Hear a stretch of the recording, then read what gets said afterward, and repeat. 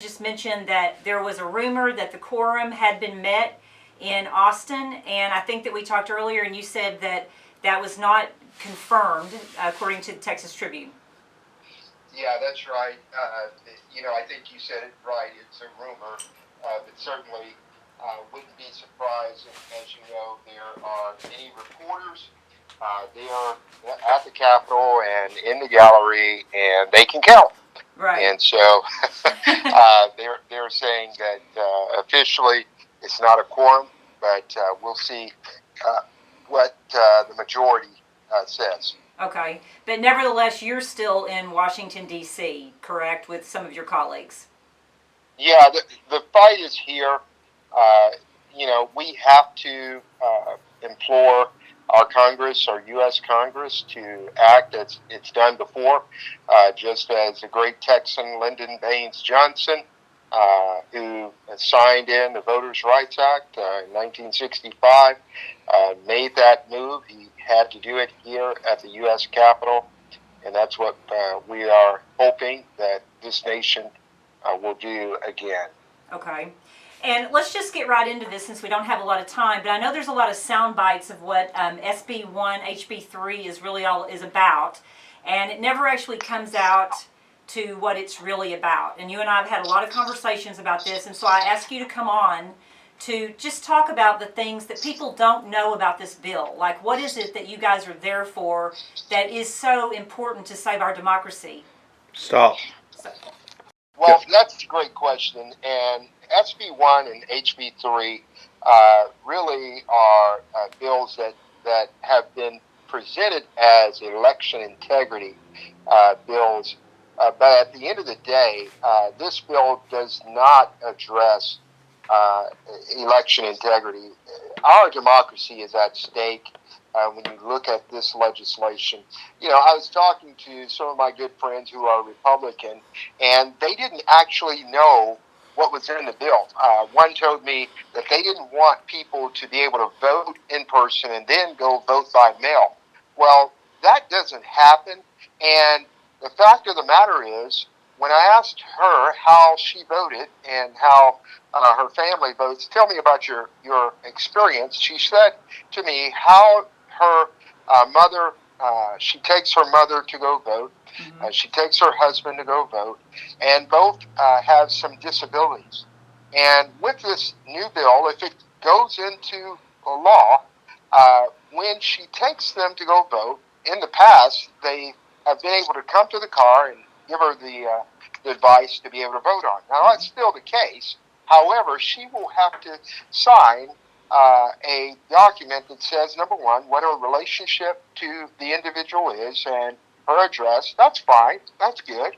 But number two, she'll have to, and this is under perjury, okay, if you don't answer truthfully, you'll have to answer whether or not you coerced or you caused a person to come and vote. And the Senate version says if you encourage the person to go vote. Now, this person's family member, one of their family members, is suffering from the first signs of dementia. And when I shared that with them, they had reason to pause. And there are so many others that have reason to be concerned, because now, if you encourage that person to go vote, even if it's your family member, you can be subject to 180 days in state jail. I just don't think that that's right.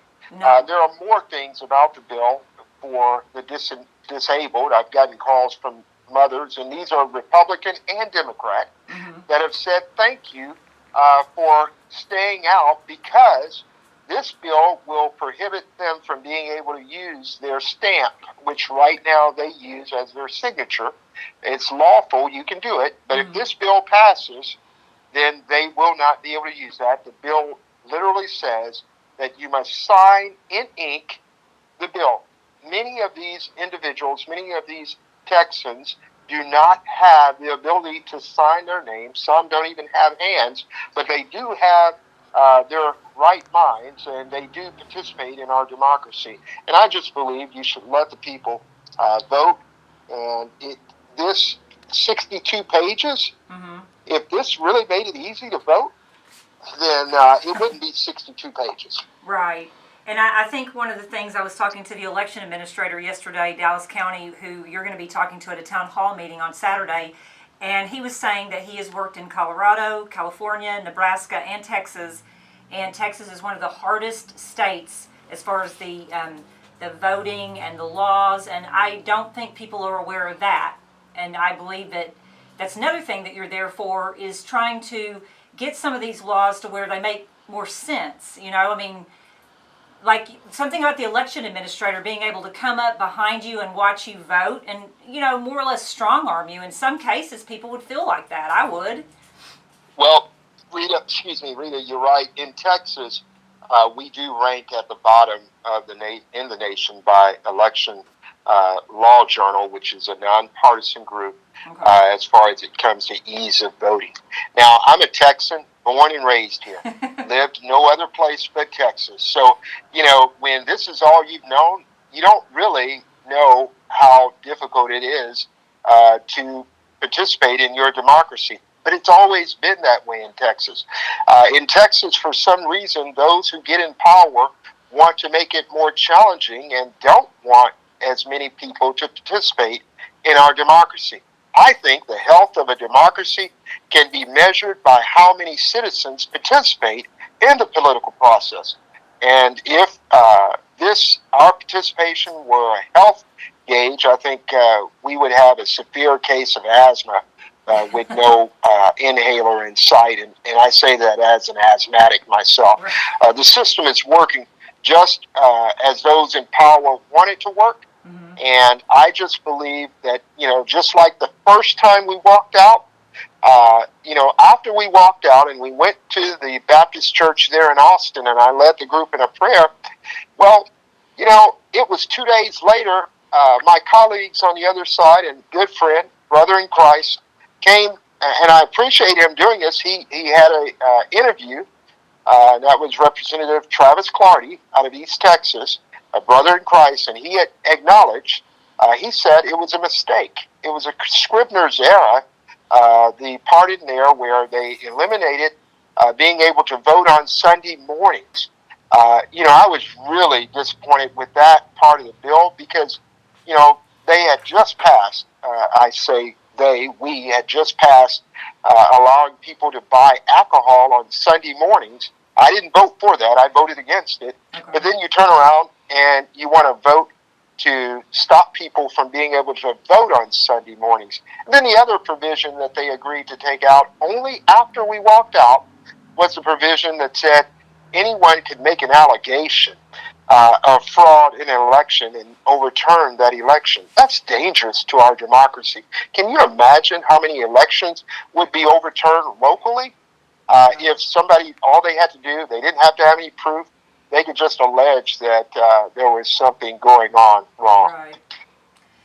So I'll tell you what I do like about the bill. Okay. One of the provisions I like about the bill is the live streaming, where, you know, you can go online as a citizen and be able to watch the election process from your home. I think any type of transparency like that is a good thing. Yes. I also believe that it's a good thing if poll watchers can watch the process of taking the ballots from the election center to the central voting center for tabulation. I think that's a good thing. Okay. But it's not a good thing when you empower poll watchers. Let me restate that. And we have 2 when you minutes, empower partisan poll watchers Okay. that can trump election judges and election workers. That's dangerous. Yes. You know, the election judge has been trained, and I think the power should be in the local community. And this bill takes it away. It puts it all the way back up to the state, to the Secretary of State, to the Attorney General. And for goodness sake, you know, while we are, right now we have Republican Attorney General, Republican Secretary of State, Right. it won't always be that way.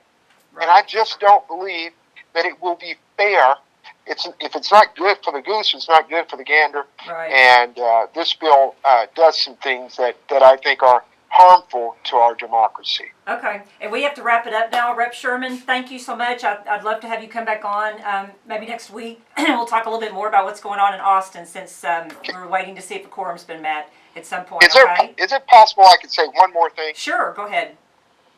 I want to thank Charlie. Charlie Hatfield has, over the years, through and through, reported the good, bad, and ugly. And it's not always been popular. He's not always been popular. But I really appreciate him. He came down and testified before the House, the Public Safety and Homeland Security Committee.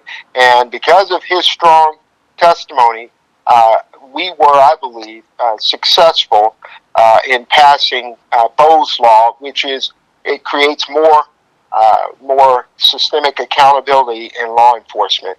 And Charlie knows that, I would be down there on the Capitol floor fighting if I didn't see what I saw and what he saw. Right. He was against HB 1927, the permitless carry, because it means that the person doesn't have to have training now. Right. They don't need a license. By golly, they need a license to go fishing, but they don't need one to get a gun. They don't have to get training. But the thing that was very alarming to me, that really made the decision for me that we had to come here to the citadel of our panhandle to the valley, came and begged our legislators, please don't pass this bill. Right. And it fell on deaf ears. They voted unanimously. Police officers, police chiefs, lieutenants, yes, all of them coming down, even fire chiefs. Right. And they begged, please don't pass this bill. And they didn't listen to them.